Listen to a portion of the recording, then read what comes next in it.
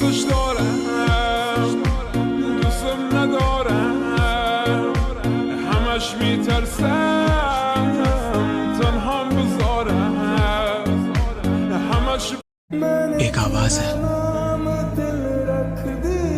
जो मेरे कानों में गूंजती रहती है। एक चेहरा है जो मेरे आंखों के सामने बार बार आ जाता है।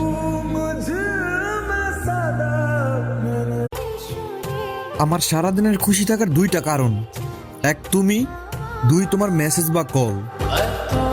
ভালোবাসা